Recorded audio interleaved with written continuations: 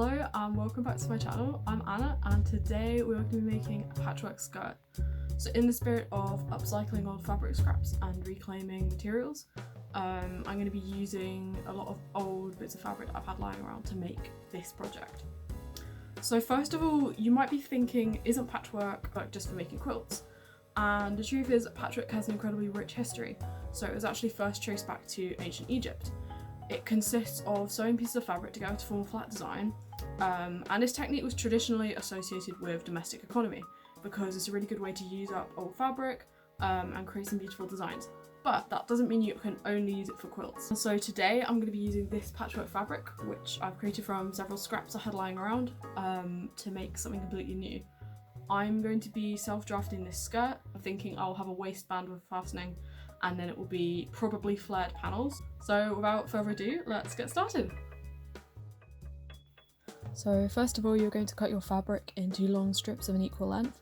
Mine are about 10 centimeters wide each, but you need to bear in mind your seam allowance at the edges. Next, lay out your pieces and iron them flat. This is really important, and then pin them right sides together. On a side note, I saved the scraps from trimming the edges and will probably use these in a future project as stuffing. Stitch the stripes together and press the seams open with your iron.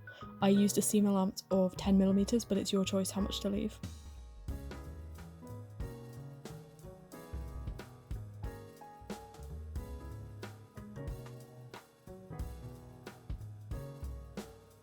Now repeat this process with the other pieces, and if you have any stripes which are too short, you can join it first using a diagonal seam like so. This is stronger than joining two vertical edges.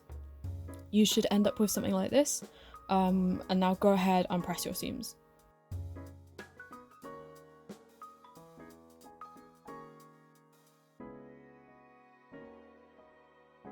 Next, slice the continuous fabric into stripes going the opposite direction and slide them one square downwards to create the stepped effect.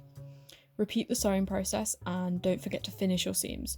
For this, you can use zigzag stitch, which is what I did, or an overlocker, whatever machine you have available.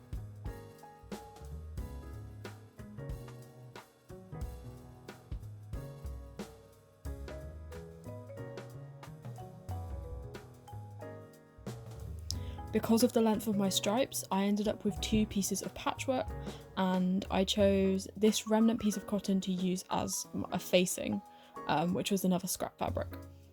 I then ripped a zip out of an old toile to reuse in this project, and I decided to insert this zip in a diagonal seam at the back of the skirt. I then tacked and stitched this by hand just because I find zips quite a slippery business, and I also couldn't remember where my zipper foot was for the machine.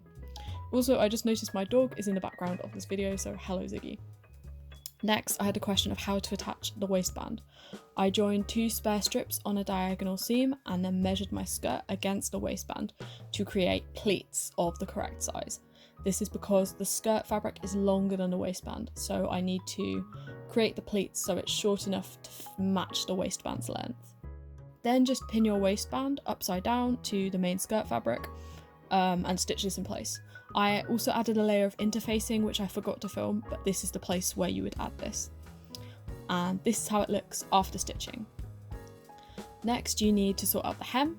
I pinned a strip of spare fabric to the right side of the hem and then stitched this in place and pressed it to the other side.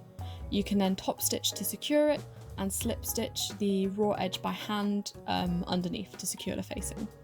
Finally, basically do the same with your waistband raw edge.